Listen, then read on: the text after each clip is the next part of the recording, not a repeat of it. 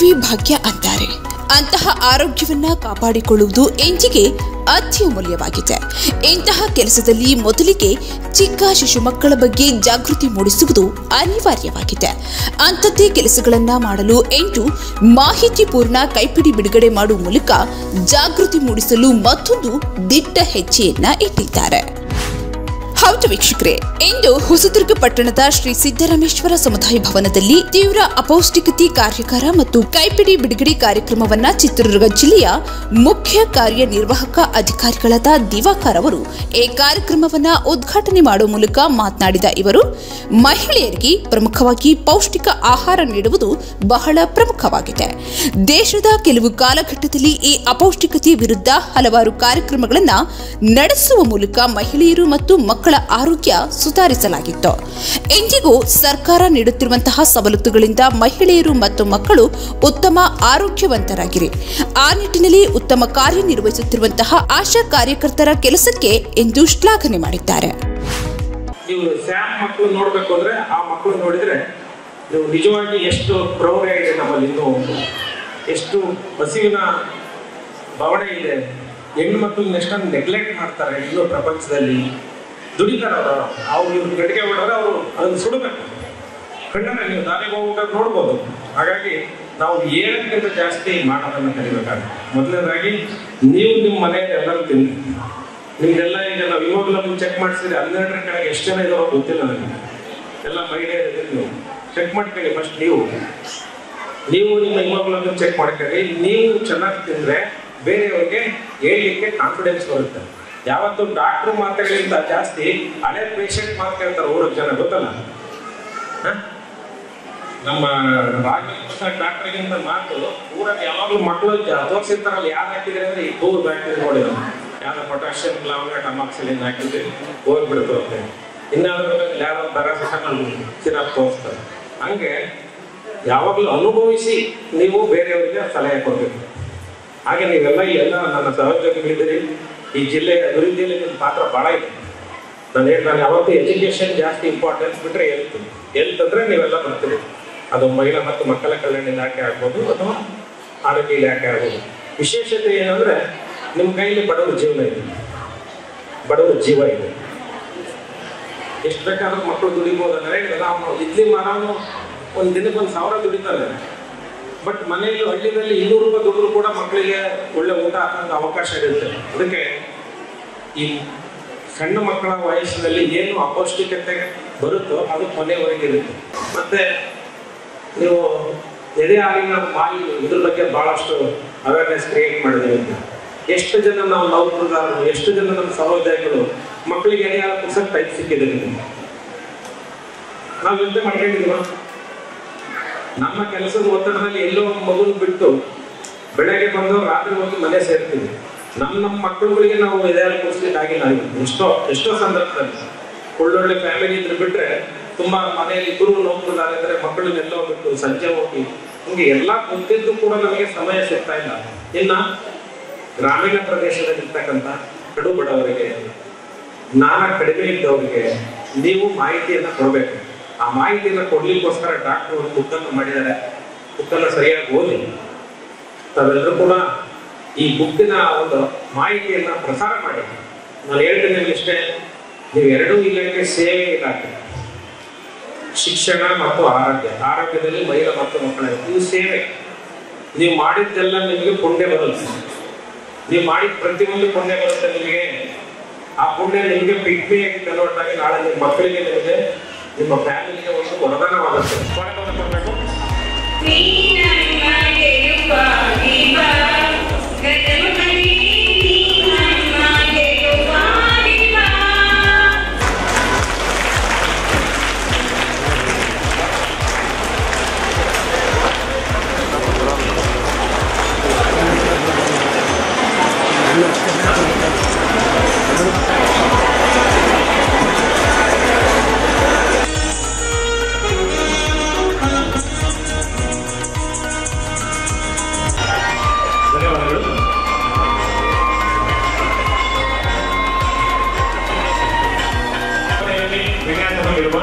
ಅಪೌಷ್ಟಿಕತೆಯ ಹಸುರನ ಸಂಹಾರ ಈ ಒಂದು ನಿರ್ದೇಶಕರಾದ ಡಾಕ್ಟರ್ ಶ್ರೀನಿವಾಸನ್ ಅವರು ಅನಾವರಣ ಮಾಡಬೇಕೆಂದು ಕೇಳ್ತಾರೆ.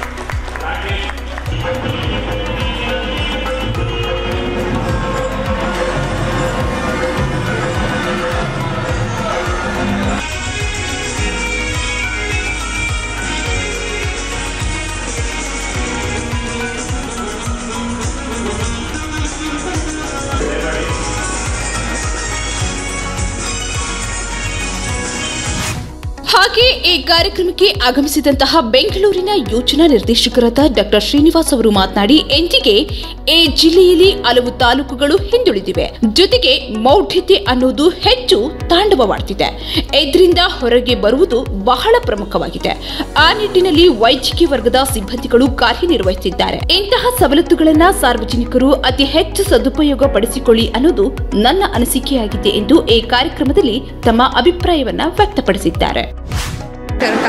ಮತ್ತೆ ಕೈಪಿಡಿ ಬಿಡುಗಡೆ ಮಾಡಿರೋದ್ರ ಬಗ್ಗೆ ಹೇಳಿ. ತಮಗೆಲ್ಲ ಗೊತ್ತಿರೋಂಗೆ ನಮ್ಮ ಇಂಡಿಯಾದಲ್ಲಿ ಅನಕ್ಷರತೆ ಮತ್ತು ಬಡತನ ಹಾಸುಹೊಕ್ಕಾಗಿದೆ. ಇದರಲ್ಲಿ ಬಡತನದಲ್ಲಿ ಒಬ್ಬ ಮಗು ಸಾಕಬೇಕು ಅಂದರೆ ಒಂದು ಪೌಷ್ಟಿಕ ಆಹಾರ ಬೇಕಾಗ್ತದೆ. ಪೌಷ್ಟಿಕ ಆಹಾರ ಬೇಕಂದರೆ ಇದು ಹಣದ ಸಮಸ್ಯೆ. ಇದು ನಮ್ಮ ಕೈಪಿಡಿನಲ್ಲಿ ಅಂದರೆ ನಮ್ಮ ಮನೆಯಲ್ಲಿ ಏನಿರುತ್ತೋ ಅದನ್ನೇ ಉಪಯೋಗಿಸ್ಕೊಂಡು, ಈಗ ಎಲ್ಲರ ಮನೆಯಲ್ಲೂ ಬೆಲ್ಲ ಸಿಗುತ್ತೆ, ಎಲ್ಲರ ಮನೆಯಲ್ಲೂ ಕಡಲೆ ಬೀಜ ಇರುತ್ತೆ, ಎಲ್ಲರ ಮನೆಯಲ್ಲೂ ಸೊಪ್ಪಿರುತ್ತೆ, ನುಗ್ಗೆ ಸೊಪ್ಪಿರುತ್ತೆ, ಕರ್ಬೇವಿನ ಸೊಪ್ಪಿರುತ್ತೆ. ಅದರಲ್ಲಿರೋ ಮಹತ್ವ ಅವ್ರಿಗೆ ಗೊತ್ತಿರೋದಿಲ್ಲ.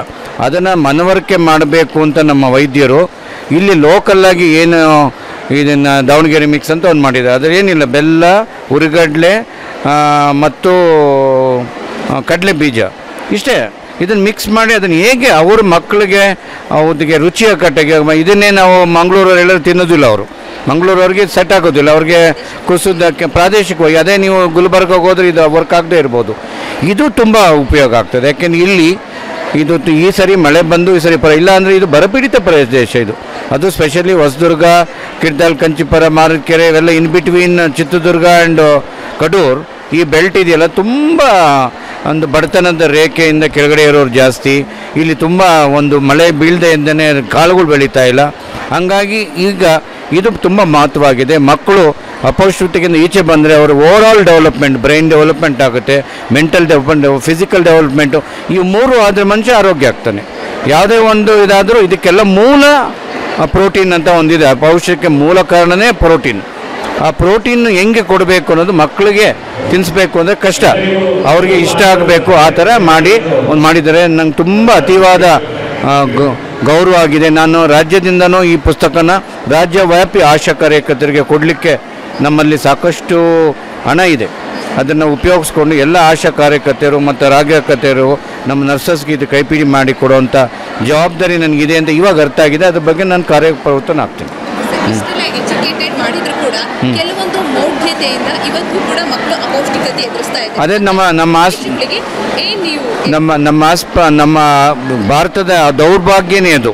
ನಾವು ಎಷ್ಟೇ ಹೇಳಿದ್ರು ಅವು ಕೆಲವು ಮೌಢ್ಯಕ್ಕೆ ಶರಣಾಗ್ತಾರೆ. ಎಜುಕೇಟೆಡ್ ಅಲ್ಲ, ಅನ್ಎಜುಕೇಟೆಡ್, ಎಜುಕೇಟೆಡ್ಡು ಇದನ್ನು ಮಾಡೋತಾರೆ. ಅದು ಪಾರಂಗತವಾಗಿ ಬಂದಿರೋದ್ರಿಂದ ಪರಂಪರೆಯಾಗಿ ಅದನ್ನು ನಾವು ಹೋಗಿ ಅರಿವೇ ಗುರು ಅವ್ರನ್ನ ನಾವು ಮನವೊಲಿಸಿ ಮಾಡಬೇಕು ಹೊರತು ಯಾವುದೇ ಒಂದು ಕಾಯಿದೆ ಯಾವುದೇ ಒಂದು ಬಲವಂತಿಂದ ಮಾಡೋಕ್ಕಲ್ಲ.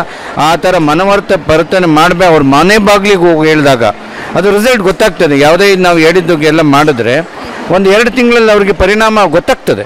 ಆ ಥರ ನಾವು ಮನವೊಲಿಸಬೇಕು ಅನ್ನೋದು ಒಂದು ನಮ್ಮ ಕಾರ್ಯದ ಉದ್ದೇಶ. ಈ ಪುಸ್ತಕ ಡೆಫಿನೆಟ್ಲಿ ಒಂದು ಚಿಕ್ಕ ಹಳ್ಳಿನಲ್ಲಿ ಯಾರು ಬೇಕಾದ್ರೂ ಓದಿ ಅರ್ಥ ಮಾಡ್ಕೊಳ್ಳೋವಂಥ ಲ್ಯಾಂಗ್ವೇಜ್ ಬರೆದಿದ್ದಾರೆ. ಇದಕ್ಕೆ ನಾನು ಜಿಲ್ಲಾ ಮತ್ತು ತಾಲೂಕು ಆರೋಗ್ಯತೆಗಳಿಗೆ ತುಂಬ ವಂದನೆ ಮಾಡಿಸ್ತೇನೆ. ಇದು ತುಂಬ ಮಹತ್ವದ ಕಾರ್ಯ, ಯಶಸ್ವಿಯಾಗಲಿ ಅಂತ ನಾನು ಅಧಿವೇಶನ ಇದ್ದರೂ ವಿಶೇಷ ಅನುಮತಿ ಪಡೆದು ಬಂದಿದ್ದೇನೆ. ಅದು ನಂಗೆ ತುಂಬ ಖುಷಿಯಾಗಿದೆ ಪುಸ್ತಕ ಬಿಡುಗಡೆ ಆಗಿದ್ದು. ಇದನ್ನು ರಾಜ್ಯವ್ಯಾಪಿ ಮಾಡಲಿಕ್ಕೆ ಏನು ಪ್ರಯತ್ನ ಮಾಡಬೇಕು ನಾನು ಮಾಡ್ತೀನಿ. ಜಿಲ್ಲಾ ಆರೋಗ್ಯ ಮತ್ತು ಕುಟುಂಬ ಕಲ್ಯಾಣಾಧಿಕಾರಿಗಳಾದ ಡಾಕ್ಟರ್ ರಂಗನಾಥ್ ಅವರು ಮಾತನಾಡಿ, ಗರ್ಭಿಣಿ ತಾಯಿ ಮತ್ತು ಮಕ್ಕಳ ಬಗ್ಗೆ ಹೆಚ್ಚು ಗಮನವಿರಬೇಕು. ಅಗತ್ಯ ಇರುವಂತಹ ಪೌಷ್ಟಿಕ ಆಹಾರಗಳನ್ನು ಒದಗಿಸುವ ಮೂಲಕ ಮಕ್ಕಳ ಉತ್ತಮ ಬೆಳವಣಿಗೆಗೆ ಸಹಕಾರಿಯಾಗುವಂತಹ ನಿಟ್ಟಿನಲ್ಲಿ ಅವರುಗಳ ಆರೈಕೆ ಇರಬೇಕು. ಅವರ ಸುತ್ತಮುತ್ತಲಿನ ವಾತಾವರಣವು ಶುಭ್ರವಾಗಿರಬೇಕು ಎಂದು ಒಂದಷ್ಟು ಮಾಹಿತಿಗಳನ್ನು ಆರೋಗ್ಯಕ್ಕೆ ಸಂಬಂಧಪಟ್ಟಂತೆ ಹಂಚಿಕೊಂಡಿದ್ದಾರೆ. ಅಪೌಷ್ಟಿಕತೆಯನ್ನು ನಿರ್ಮೂಲನೆ ಮಾಡೋದು ಪ್ರತಿಯೊಬ್ಬ ಭಾರತೀಯ ಪ್ರಜೆಯ ಕರ್ತವ್ಯ ಆಗಿರುತ್ತೆ, ಆದ್ಯ ಕರ್ತವ್ಯ ಆಗಿರುತ್ತೆ. ಈ ದೃಷ್ಟಿನಲ್ಲಿ ನಾವು ಸಾಕಷ್ಟು ಸರ್ಕಾರದ ಮಾರ್ಗಸೂಚಿಗಳು ಇದ್ದಾಗ್ಯೂ ಕೂಡ ಒಂದು ಕೈಪಿಡಿಯನ್ನು ನಾವು ಇವತ್ತು ಬಿಡುಗಡೆ ಮಾಡಿದ್ದೀವಿ. ಸೊ ಅವರು ಡಾಕ್ಟರ್ ರಾಘವೇಂದ್ರ ಪ್ರಸಾದ್ ಅಂತ ನಮ್ಮ ಮಕ್ಕಳ ತಜ್ಞರು ಮತ್ತು ಪ್ರಭಾರ ತಾಲೂಕು ಆರೋಗ್ಯ ಅಧಿಕಾರಿಗಳು ಅದನ್ನು ಕೃತಿಯನ್ನು ಮಾಡಿರುವಂಥದ್ದು.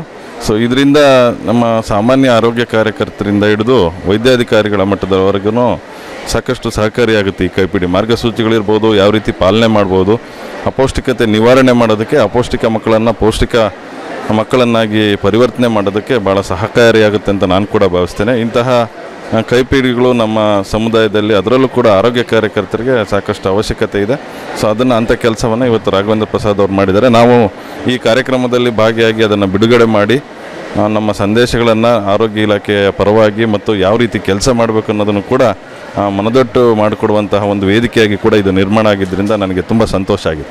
ಇನ್ನು ಗ್ರಾಮೀಣ ಭಾಗದಲ್ಲಿ ವಿದ್ಯಾವಂತರಾದರೆ ನಿಮ್ಮ ಕೈಪಿಡಿ ಪುಸ್ತಕನ ಓದಿ ಒಂದು ಮಕ್ಕಳಿಗೆ ಏನು ಶೋಷಣೆ ಮಾಡಬೇಕು, ಪಾಲನೆ ಮಾಡಬೇಕು ಮಾಡ್ತಾರೆ. ಸೊ ಅಕ್ಷರಸ್ಥರಾದರೆ ಅವ್ರನ್ನ ಯಾವ ರೀತಿ ಈಗ ನಾವು ಸಾಕಷ್ಟು ವಿಷಯಗಳಲ್ಲಿ ಸಾಕಷ್ಟು ಸಭೆಗಳನ್ನು ಮಾಡೋದಕ್ಕೆ ಸೂಚನೆ ಕೊಟ್ಟಿದ್ದೀವಿ, ಮಾರ್ಗಸೂಚಿಗಳಿದೆ, ಸೂಚನೆ ಕೂಡ ಕೊಟ್ಟಿದ್ದೇವೆ.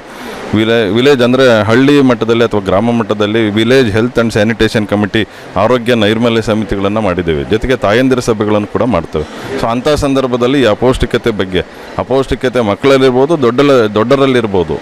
ಸೊ ಯಾರಲ್ಲಿದ್ದರೂ ಕೂಡ ಅದನ್ನು ಅಪೌಷ್ಟಿಕತೆನೇ ಅದನ್ನು ಯಾವ ರೀತಿ ನಾವು ಪತ್ತೆ ಹಚ್ಚೋದು, ಅದನ್ನು ನಿಯಂತ್ರಣ ಮಾಡೋದು ಹೇಗೆ, ಅದನ್ನು ನಿರ್ಮೂಲನೆ ಮಾಡೋದು ಹೇಗೆ, 3 ವಿಷಯವಾಗಿ ನಾವು ಎಲ್ಲ ಸಭೆ ಸಮಾರಂಭಗಳಲ್ಲೂ ಸಮೀಕ್ಷೆ ಮಾಡುವ ಸಮಯದಲ್ಲೂ ಕೂಡ ನಾವು ಅವರಿಗೆ ಭಾಳಷ್ಟು ಮಾಹಿತಿಯನ್ನು, ಜಾಗೃತಿಯನ್ನು ಮೂಡಿಸುವಂಥ, ಅರಿವನ್ನು ಮೂಡಿಸುವಂಥ ಕೆಲಸವನ್ನು ಮಾಡ್ತಾಯಿದ್ದೇವೆ. ಸರ್, ಇನ್ನೊಂದು ನಾವು ಪಬ್ಲಿಕಲ್ಲಿ ಅಂದರೆ ಯೂಶಲಿ ನಾವು ಗ್ರೌಂಡ್ ರಿಪೋರ್ಟ್ ಹೋಗಬೇಕಾದ್ರೆ ಕೇಳಿ ಬರ್ತಾ ಇರೋದು, ಒಂದಷ್ಟು ಆಶಾ ಕಾರ್ಯಕರ್ತರ ಮೇಲೆ ಕಂಪ್ಲೇಂಟ್ ಇದೆ. ಅಂದರೆ ಸಮ್ ಟೈಮ್ ಅವ್ರಿಗೆ ಮನಿ ಕೊಟ್ಟರೆ ಮಾತ್ರ ನಮಗೆ ಇನ್ಫಾರ್ಮೇಷನ್ ಕೊಡ್ತಾರೆ. ಯಾವ ಟೈಮಲ್ಲಿ ಅಂದರೆ ಸಿಸರಿನ್ ಟೈಮಲ್ಲಿ ಕೇಳ್ತಾರಂತೆ, ಸರ್ ಕ್ಯಾಂಪ್ ಇದೆಯಾ, ಸಿಸರಿನ್ ಮಾಡಿಸ್ಬೋದಾ ಅಂತೇಳಿ. ಇಲ್ಲ ಅಂತಾರೆ. ಸಮ್ ಟೈಮ್ ಕೆಲವರು ಹೇಳೋ ಪ್ರಕಾರ ನಮ್ಮದು 2 ಬೇಬೀಸ್ ಆಗಿತ್ತು, 3 ಬೇಬಿ ನಮಗೆ ನೆಸೆಸರಿ ಇರಲಿಲ್ಲ, ಆದರೆ ಇವರು ಆಪರೇಷನ್ ಇದೆ, ಸಿಸರಿನ್ ಇದೆ ಅನ್ನೋ ನಮಗೆ ಇನ್ಫಾರ್ಮೇಷನ್ ಇಲ್ಲದೆ ನಾವು 3 ಬೇಬಿ ಮಾಡಿದ್ದಾಯಿತು. ಒಂದಷ್ಟು ಕಂಪ್ಲೇಂಟ್ ಇಲ್ಲ, ನಾನು ಕೆಲಸ ಮಾಡ್ತಿರೋರಿಗೆ ಇಲ್ಲ, ನನಗೆ ಅನಿಸಿರುವಂಥ ಮಟ್ಟಿಗೆ ನನಗೆ ಇರುವಂಥ ಮಾಹಿತಿ ಅಥವಾ ನಾವು ಮೇಲ್ವಿಚಾರಣೆ ಮಾಡುವಂಥದ್ದು ಅಥವಾ ಪರಿಶೀಲನೆ ಮಾಡುವಂಥ ಸಂದರ್ಭದಲ್ಲಿ ಗಮನಿಸಿದ್ದು, ಯಾರು ಆ ರೀತಿ ಮಾಡಿದಂಥ ಪ್ರಕರಣಗಳು ನನ್ನ ಗಮನಕ್ಕಂತೂ ಬಂದಿಲ್ಲ. ಅಕಸ್ಮಾತ್ ಆ ರೀತಿ ಗಮನಗಳು ಏನಾದರೂ ಒಬ್ಬರು ಯಾವ ರೀತಿ ಮಾಡಿದರೆ ಅದನ್ನು ನನ್ನ ಗಮನಕ್ಕೆ ತಂದರೆ ಅವ್ರನ್ನ ಸರಿಪಡಿಸುವಂಥ ಕೆಲಸವನ್ನು, ಅವ್ರ ಮೇಲೆ ಕ್ರಮ ವಹಿಸುವಂಥ ಕೆಲಸವನ್ನು ನಾವು ಮಾಡ್ತೀವಿ. ಸೊ ಇತ್ತೀಚಿನ ದಿನಗಳಲ್ಲಿ ನಮಗೆ ಆರೋಗ್ಯ ಕಾರ್ಯಕ್ರಮಗಳು ಕೂಡ, ರಾಷ್ಟ್ರೀಯ ಆರೋಗ್ಯ ಕಾರ್ಯಕ್ರಮಗಳು ಜಾಸ್ತಿ ಆಗ್ತಿದೆ. ಸೊ ಇದನ್ನು ಭಾಳ ಅಚ್ಚುಕಟ್ಟಾಗಿ ನಿಭಾವಣೆ ಮಾಡಬೇಕು. ಅವ್ರಿಗೆ ನಾವು ಇನ್ಸೆಂಟಿವ್ಸ್, ಪರ್ಫಾರ್ಮೆನ್ಸ್ ಬೇಸ್ಡ್ ಇನ್ಸೆಂಟಿವ್ಸ್ ಕೊಡ್ತಾರೆ. ಅವ್ರು ಯಾವ ರೀತಿ ಕೆಲಸ ಮಾಡ್ತಾರೋ ಇಂಥ ಕೆಲಸಕ್ಕೆ ಇಷ್ಟು ಅಂತಂದೇಳಿ ಸಂಭಾವ್ಯ ಗೌರವಾನ್ವಿತವಾಗಿ ಗೌರವಧನವನ್ನು ಕೊಡುವಂಥದ್ದಾಗಿದೆ. ಅಕಸ್ಮಾತ್ ಅಂಥ 1-2 ಪ್ರಕರಣಗಳು ಇದ್ದಲ್ಲಿ ನಿರ್ದಿಷ್ಟವಾಗಿ ನಮ್ಮ ಗಮನಕ್ಕೆ ತಂದರೆ ನಿಜವಾಗ್ಲೂ ಅದಕ್ಕೆ ಸೂಕ್ತ ಕ್ರಮ ತಗೊಳ್ಳೋದಕ್ಕೆ ಮತ್ತು ಆ ರೀತಿ ಪುನರಾವರ್ತನೆ ಆಗದ ರೀತಿಯಲ್ಲಿ ಕ್ರಮ ವಹಿಸೋದಕ್ಕೆ ನಾವೆಲ್ಲ ಸಿದ್ಧರಿದ್ದೇವೆ. ಈ ಒಂದು ಕಾರ್ಯಕ್ರಮದಲ್ಲಿ ಬಿಡುಗಡೆ ಮಾಡಿದಂತಹ ತೀವ್ರ ಅಪೌಷ್ಟಿಕತೆ ಕಾರ್ಯಕಾರ ಕೈಪಿಡಿ ಪುಸ್ತಕದ ಬರಹಗಾರರಾಗಿರುವಂತಹ ಡಾಕ್ಟರ್ ರಾಘವೇಂದ್ರ ಪ್ರಸಾದ್ ಅವರು ಮಾತನಾಡಿ, ಮಕ್ಕಳ ಬೆಳವಣಿಗೆಗೆ ತಕ್ಕಂತೆ ಅವರ ತೂಕ ಮತ್ತು ಎತ್ತರ ಇರುವುದು ಬಹಳ ಪ್ರಮುಖ. ಹಾಗೆ ಈ ನಮ್ಮ ಜಿಲ್ಲೆಯಲ್ಲಿ ಯಾವ ಒಂದು ಮಗು ಕೂಡ ಅಪೌಷ್ಟಿಕತೆಯಿಂದ ನರಳಬಾರದು. ಆ ಗುರಿಯೊಂದಿಗೆ ಈ ಪುಸ್ತಕ ಬಿಡುಗಡೆ ಮಾಡಲಾಗಿದೆ ಎಂದು ಈ ಸಂದರ್ಭದಲ್ಲಿ ತಿಳಿಸಿದ್ದಾರೆ. ಸರ್, ಇವತ್ತು ತೀವ್ರ ಅಪೌಷ್ಟಿಕತೆ ಏನು ಕಾರ್ಯಾಗಾರ ಮಾಡಿದ್ರ, ಜೊತೆಗೆ ಕೈಪಿಡಿ ಬಿಡುಗಡೆ ಮಾಡಿದ್ರ. ಈಗಾಗಲೇ ಕಳೆದ 3 ಪುಸ್ತಕ ಬಿಡುಗಡೆ ಮಾಡಿದ್ರೆ, ಇದು 4ನೇ ಪುಸ್ತಕ. ಈ ಪುಸ್ತಕ ಬರೆಯಲು ಮೂಲ ಉದ್ದೇಶ ಏನು ಸರ್? ಮೂಲ ಏನು ಗುರಿ ಇಟ್ಟು ಈ ಪುಸ್ತಕ ಮೂಲ ಉದ್ದೇಶ, ನಾನು ಸಮುದಾಯ ಕೇಂದ್ರ ಬೆಲ್ಗೂರಿನಲ್ಲಿ ಮಕ್ಕಳ ತಜ್ಞನಾಗಿ ನಾನು ಕೆಲಸ ಮಾಡ್ತಾ ಇದ್ದೀನಿ. 15 ದಿವಸಕ್ಕೊಮ್ಮೆ ಅದೇ ಮಗು ಬರುತ್ತೆ. ಪದೇ ಪದೇ ಶೀತ, ಕೆಮ್ಮು, ನೆಗಡಿ, ಜ್ವರ, ಶೀತ, ಕೆಮ್ಮು, ನೆಗಡಿ, ಜ್ವರ ಮತ್ತು ಬೇದಿ, ಸುಸ್ತು, ಸೋಲು ಅಂತ. ಅವಾಗ ನಾನು ಏನು ಇದೇ ಮಗು ಪದೇ ಪದೇ ಬರ್ತಾನೆ ಇದೆಯಲ್ಲ ಅಂತ ನಾನು ಮತ್ತೆ ಆಂಥ್ರೋಪೋಮೆಟ್ರಿ ವೈಸ್ ಹೋದಾಗ ಆ ಮಗು ವಯಸ್ಸಿನ ಅನುಗುಣವಾಗಿ ಎತ್ತರ ಇರೋದಿಲ್ಲ, ವಯಸ್ಸಿನ ಅನುಗುಣವಾಗಿ ತೂಕ ಹೊಂದಿರೋದಿಲ್ಲ. ಸೊ ಯಾವ ಮಕ್ಕಳಿಗೆ ವಯಸ್ಸಿನ ಅನುಗುಣವಾಗಿ ಎತ್ತರ ತೂಕ ಇರೋದಿಲ್ವೋ ಅವಾಗೇನಾಗುತ್ತೆ, ಅಂಥ ಮಕ್ಕಳಲ್ಲಿ ರೋಗ ನಿರೋಧಕ ಶಕ್ತಿ ಕಡಿಮೆಯಾಗಿ ಅಂಥ ಮಗು ಪದೇ ಪದೇ ಸೋಂಕಿಗೆ ಒಳಗಾಗುತ್ತೆ. ಸೊ ಅಪೌಷ್ಟಿಕತೆ ಇದೆ, ಅಪೌಷ್ಟಿಕತೆನ ನಾವು ಸಮಾಜದಿಂದ ಹೋಗಲಾಡಿಸ್ಬೇಕು. ಇದನ್ನು ಯಾವ ರೀತಿ ಹೋಗಲಾಡಿಸ್ಬೇಕು ಅಂತ ನನ್ನ ಮನಸ್ಸಿನಲ್ಲಿ ಒಂದು ಥಾಟ್ ಬಂದಾಗ ಇದು ನಾನೇನು ಹೊಸದಾಗಿ ಮಾಡಿರೋ ಕಾರ್ಯಕ್ರಮ ಅಲ್ಲ, ಇದಕ್ಕೋಸ್ಕರ ಒಂದು ಇಲಾಖೆನೇ ಇದೆ. ಸೊ CDPO ಇಲಾಖೆ ಇದೆ, ವುಮೆನ್ಸ್ WCD ಇದೆ, ಅವರು ಎಲ್ಲದನ್ನೂ ಕಾರ್ಯಕ್ರಮ ಮಾಡ್ತಿದ್ದಾರೆ. ಆದರೂ ಅಪೌಷ್ಟಿಕತೆ ಬಗ್ಗೆ ಸ್ವಲ್ಪ ಒಂದು ಸೈಂಟಿಫಿಕ್ಕಾಗಿ ಗೊತ್ತಾಗಬೇಕು. ಇದನ್ನು ಯಾವ ರೀತಿ ನಾವು ಅಪ್ರೋಚ್ ಮಾಡಬೇಕು, ಯಾವ ರೀತಿ ನಾವು ಸ್ಟಿಮ್ಯುಲೇಟ್ ಮಾಡಬೇಕು ಅನ್ನೋ ಕಾನ್ಸೆಪ್ಟ್ ಇಟ್ಕೊಂಡು ಈ ಕಾರ್ಯಾಗಾರ ನಾನು ಇವತ್ತು ಹಮ್ಮಿಕೊಂಡಿದ್ದೀನಿ. ಇದರಲ್ಲಿ ಹೇಳ್ತಾ ಇದ್ದೆ, ಪೌಷ್ಟಿಕತೆಯಲ್ಲಿ ಬಹಳ ಪ್ರಮುಖವಾಗಿ ತಾಯಿ ಎದೆ ಹಾಲು ತುಂಬ ಪೌಷ್ಟಿಕವಾದದ್ದು ಅಂತೇಳಿ. ಸಮ್ ಟೈಮ್ ಏನಾದರೂ ಬೇಬಿ ಜನನ ಆದಾಗ ತಾಯಿ ಅನ್ಫಾರ್ಚುನೇಟ್ಲಿ ಡೆತ್ ಆದಾಗ ಆ ಮಗುಗೆ ನಾವು ಆಲ್ಟರ್ನೇಟ್ ಫುಡ್ ಮಾಡಲೇಬೇಕು. ಆ ಟೈಮಲ್ಲಿ ಏನನ್ನು ಕೊಟ್ಟರೆ ಆ ಮಗು ಅಪೌಷ್ಟಿಕತೆಯಿಂದ ಬೆಳೆಯುತ್ತೆ? ಈಗೇನಾಗಿದೆ, ಮೆಟ್ರೋಪಾಲಿಟನ್ ಸಿಟೀಸ್ ಅಂತ ಹೇಳ್ತೀವಲ್ಲ, ಕಲ್ಕತ್ತಾ ಅಥವಾ ಮೆಡ್ರಾಸು, ಬ್ಯಾಂಗ್ಳೂರು, ಏನೇನು metropolitan city human milk bank ಅಂತ ಮಾಡಿದ್ದಾರೆ. ಹ್ಯೂಮನ್ ಅಂದರೆ ತಾಯಿ ಎದೆ ಹಾಲನ್ನು ಕರೆದು ಆ ಬ್ಯಾಂಕಲ್ಲಿ ಇಟ್ಟಿರ್ತಾರೆ, ಹ್ಯೂಮನ್ ಮಿಲ್ಕ್ ಬ್ಯಾಂಕ್. ಅಲ್ಲಿ ಮಕ್ಕಳಿಗೆ ಹಾಲು ಕೊಡೋ ವ್ಯವಸ್ಥೆ ಇದೆ. ಅದು ಆ ಒಂದು ಕಾರ್ಯಕ್ರಮ ಈ ಒಂದು ಭಾಗಗಳಿಗೆ ಬರಲಿಕ್ಕೆ ಇನ್ನೂ ಸಾಕಷ್ಟು ಸಮಯ ಬೇಕಾಗುತ್ತೆ. ಸಪೋಸ್ ತಾಯಿ ಏನಾದರೂ ಡೆತ್ ಆದರೆ ನಮ್ಗೆ ಇನ್ಎವಿಟಬಲ್, ಏನೂ ಮಾಡೋಕ್ಕಾಗಲ್ಲ, ನಾವು ಆ ಮಗುನ ಬದುಕಿಸ್ಕೊಳ್ಳಬೇಕಾಗತ್ತೆ. ಆವಾಗ ನಾವೇನು ಟಾಪ್ ಫೀಡ್ಸ್ ಅಂತ ಪೌಡ್ರ್ ಮಿಲ್ಕು, ಆ ವಯಸ್ಸಿನ ಅನುಗುಣವಾಗಿ ಲ್ಯಾಕ್ಟೋಜನ್ ಇದೆ, ಡೆಸ್ಕೋಲ್ಯಾಕ್ ಇದೆ, ಇಂಥವನ್ನ ನಾವು ವಯಸ್ಸಿನ ಅನುಗುಣವಾಗಿ ಮಗುಗೆ ಕೊಟ್ಟು ಆದಷ್ಟು ಮಗುಗೆ ಅದನ್ನು ಪ್ರಿಪೇರ್ ಮಾಡುವಾಗ ಭಾಳಷ್ಟು ಕಾಳಜಿ ವಹಿಸಬೇಕಾಗುತ್ತೆ. ಯಾಕಂದರೆ ಮಿಲ್ಕ್ ಪೌಡ್ರ್ ಕೊಟ್ಟಾಗ ಏನಾಗುತ್ತೆ, ಸರಿಯಾಗಿ ಲೋಟ ತೊಳೆಯಲ್ಲ, ಸರಿಯಾಗಿ ಹ್ಯಾಂಡ್ ವಾಶ್ ಮಾಡೋದಿಲ್ಲ, ಸೊ ಸರಿಯಾಗಿ ಚಮಚಗಳು ತೊಳೆಯಲ್ಲ, ಅದನ್ನು ಬಿಸಿನೀರಲ್ಲಿ ಹಾಕಿ ಕುದಿಸಲ್ಲ. ಸೊ ಕುಡಿತಾ ಅದನ್ನು ಮತ್ತೆ ಯಾವುದೇ ಕಾರಣಕ್ಕೂ ನಾವು ಫೀಡಿಂಗ್ ಬಾಟ್ಲಲ್ಲಿ ಕೊಡಬಾರ್ದು, ಒಳಲೆ ಮುಖಾಂತರ ಅಥವಾ ಸ್ಪೂನ್ ಫೀಡ್ ಮಾಡಬೇಕಾಗುತ್ತೆ. ಸ್ಪೂನ್ ಫೀಡ್ ಒಳಲೆ ಮುಖಾಂತರ ಕೊಟ್ಟಾಗ ಸೋಂಕುಗಳು ಕಡಿಮೆ. ಅದನ್ನೇನು ಮಾಡ್ತಾರೆ, ಹಳ್ಳಿ ಜನಕ್ಕೆ ಮಾಹಿತಿ ಇರೋದಿಲ್ಲ, ತಾಯಿ ತೀರೋಗಿರ್ತಾರೆ, ಅದನ್ನು ಹೆಂಗೆ ಬೇಕಂಗೆ ಹಾಲನ್ನ ಪ್ರಿಪೇರ್ ಮಾಡೋದು, ಫೀಡಿಂಗ್ ಬಾಟ್ಲಲ್ಲಿ ಚೀಪಿಸ್ತಾ ಇರೋದು. ಸೊ ಮಗುಗೆ ಏನಾಗುತ್ತೆ, ಅದರಿಂದ ಶೀತ, ಕೆಮ್ಮು, ನೆಗಡಿ ಮತ್ತು ಬೇದಿಯಾಗಿ ಮಗು ಸ್ಯಾಮ್ಗೆ ಹೋಗ್ಬಿಡುತ್ತೆ. ತಾಯಿ ಇಲ್ದಾಗ ಅನಿವಾರ್ಯತೆ ಟಾಪ್ ಫೀಡ್ಗೆ ಹೋಗಲೇಬೇಕಾಗುತ್ತೆ. ಆ ಒಂದು ಪ್ರಕರಣದಲ್ಲಿ ಏನಾರು ಅದೇ ಮನೆಯಲ್ಲಿ ಇಬ್ಬರು ಏನಾರು ಜನನ ಆಗಿದ್ದರೆ ಸಪೋಸ್ ಆ ತಾಯಿದೆ ಎದೆ ಹಾಲನ್ನು ಬೇಕಾದ್ರೆ ನಾವು ಉಣಿಸ್ಬೋದು. ಹೊಸದುರ್ಗ ತಾಲೂಕಿನ ನಿವೃತ್ತ ಹಿರಿಯ ಫಾರ್ಮಸಿ ಅಧಿಕಾರಿಗಳಾದ MRC ಮೂರ್ತಿಯವರು ಮಾತನಾಡಿ, ನಮ್ಮ ತಾಲೂಕಿನಲ್ಲಿ ಅತಿ ಹೆಚ್ಚು ಜನಸಂಖ್ಯೆ ಇರುವಂತಹ ಸಮುದಾಯ ಎಂದು ಮೌಢ್ಯತೆಯಿಂದ ನಡೆದುಕೊಳ್ತಾ ಇದೆ. ಆದರೆ ಇತ್ತೀಚೆಗೆ ಅವರಲ್ಲಿಯೂ ಕೂಡ ಬದಲಾವಣೆಯನ್ನ ನಾವು ನೋಡ್ತಾ ಇದ್ದೇವೆ. ಈ ಬದಲಾವಣೆಯಿಂದ ನಮ್ಮ ತಾಲೂಕಿನಲ್ಲಿ ಅಪೌಷ್ಟಿಕತೆಯಿಂದ ಬಳಲುವಂತಹ ಮಕ್ಕಳ ಸಂಖ್ಯೆ ತೀರಾ ಕಡಿಮೆ ಆಗ್ತಾ ಇದೆ. ಈ ನಿಟ್ಟಿನಲ್ಲಿ ನಮ್ಮ ತಾಲೂಕಿನ ವೈದ್ಯಕೀಯ ಕ್ಷೇತ್ರ ಅತಿ ಹೆಚ್ಚು ಕೆಲಸ ಮಾಡ್ತಿದೆ ಎಂದು ತಮ್ಮ ಅನಿಸಿಕೆಗಳನ್ನ ವ್ಯಕ್ತಪಡಿಸಿದ್ದಾರೆ. ಇವತ್ತು ಪೌಷ್ಟಿಕತೆ ಬಗ್ಗೆ ಒಂದು ಕಾರ್ಯಾಗಾರ ಮಾಡಿ ಒಂದು ಕೈಪಿಡಿ ಕೂಡ ಪುಸ್ತಕ ಬಿಡುಗಡೆ ಮಾಡಿದ್ದಾರೆ. ಈ ಕಾರ್ಯಕ್ರಮದ ಬಗ್ಗೆ ಹೊಸದುರ್ಗ ಹಿಂದೆ ನಂಜುಂಡಪ್ಪ ಅವರದೇ ಆಧಾರದಲ್ಲಿ ಅತ್ಯಂತ ಹಿಂದುಳಿದ ತಾಲೂಕು ಅಂತ ಘೋಷಣೆ ಆಯಿತು. ಕಾರಣ ಏನು ಅಂದರೆ ತಾಯಿ ಮರಣ, ಶಿಶು ಮರಣ ಮತ್ತು ಅಪೌಷ್ಟಿಕತೆ, ಈ ಒಂದು ಕಾರಣದಲ್ಲಿ ನಮ್ಮ ಹೊಸದುರ್ಗ ತಾಲೂಕು ಅತ್ಯಂತ ಹಿಂದುಳಿದ ಪ್ರದೇಶ ಆಗಿತ್ತು. ಹಾಗಾಗಿ ಅದನ್ನು ಹೋಗಲಾಡಿಸ್ಬೇಕು ಅಂತ ನಾವು ಅಂದಿನಿಂದನೂ ಆರೋಗ್ಯ ಇಲಾಖೆ ಮತ್ತು ಮಕ್ಕಳ ಕಲ್ಯಾಣ ಇಲಾಖೆ ಕಾರ್ಯಪ್ರವೃತ್ತರಾಗಿದ್ದರು. ಇವತ್ತು ಅದಕ್ಕೆ ಅನುಕೂಲವಾಗಂಗೆ ಸಪೋರ್ಟಿವ್ ಆಗಿ ಒಂದು ಕೈಪಿಡಿನ ನಮ್ಮ ಡಾಕ್ಟರ್ ರಾಘವೇಂದ್ರ ಪ್ರಸಾದ್ ಅವರು ಮಕ್ಕಳ ತಜ್ಞರು ಸರಳವಾಗಿ ಕನ್ನಡದಲ್ಲಿ ಎಲ್ಲರಿಗೂ ಅರ್ಥವಾಗೋ ರೀತಿಯಲ್ಲಿ ಒಂದು ಕೈಪಿಡಿ ತಂದಿದ್ದಾರೆ. ಅದು ಸಾರ್ವಜನಿಕರಿಗೂ ಮತ್ತು ನಮ್ಮ ಅಂಗನವಾಡಿ ವರ್ಕರು ಮತ್ತು ಆಶಾ ವರ್ಕರಿಗೆ ಕೂಡ ಭಾರಿ ಅನುಕೂಲ ಆಗುತ್ತೆ. ಈ ಒಂದು ಕಾರ್ಯಕ್ರಮದ ಮುಖಾಂತರ ಸಂದೇಶ ಏನು ಕೊಟ್ಟಿರೋದು ಅಂದರೆ, ನಾವು ಮುಂದಿನ ವರ್ಷದೊಳಗೆ ನಮ್ಮ ತಾಲೂಕಿನಲ್ಲಿರುವಂಥ 54 ತೀವ್ರ ಅಪೌಷ್ಟಿಕತೆಯ ಮಕ್ಕಳು ಅವರು ಪೌಷ್ಟಿಕತೆಗೆ ಹಿಂದಿರುಗಬೇಕು.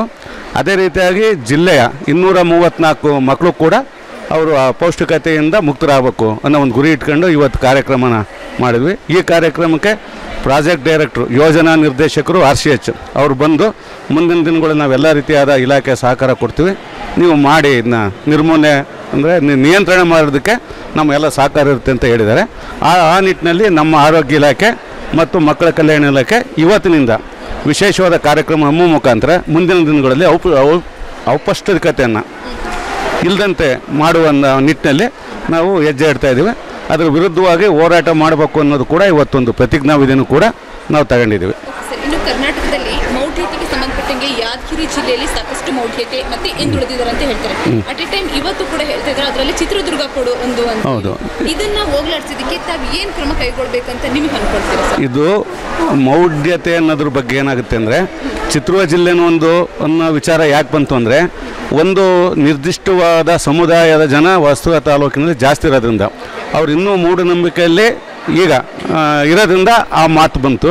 ಬಟ್ ಇವತ್ತು ನಮ್ಮ ತಾಲೂಕಲ್ಲಿ ಎಲ್ಲ ಸಮಾಜಗಳು, ಏನು ಅಲೆಮಾರಿ ಸಮಾಜ ಇರ್ಬೋದು, ಎಲ್ಲರೂ ಕೂಡ ಇವತ್ತು ಮೌಢ್ಯತೆ ಬಿಟ್ಟು ಆರೋಗ್ಯ ಇಲಾಖೆಯವರೊಂದಿಗೆ ಸಹಕರಿಸ್ತಾ ಇರೋದ್ರಿಂದ ನಮ್ಮ ಕಾರ್ಯಕ್ರಮಗಳು ಯಶಸ್ವಿಯಾಗ್ತಿದ್ದಾವೆ. ಮುಂದಿನ ದಿನಗಳಲ್ಲಿ ಇನ್ನು ಮುಂದಿನ ವರ್ಷದಲ್ಲಿ ಈ ಕಾರ್ಯಕ್ರಮ ನಿರೀಕ್ಷಿತ ಫಲಿತಾಂಶ ಕೊಡುತ್ತೆ ಅಂತ ಹೇಳೋದ್ರಲ್ಲಿ ಯಾವುದೇ ಅನುಮಾನ ಇಲ್ಲ.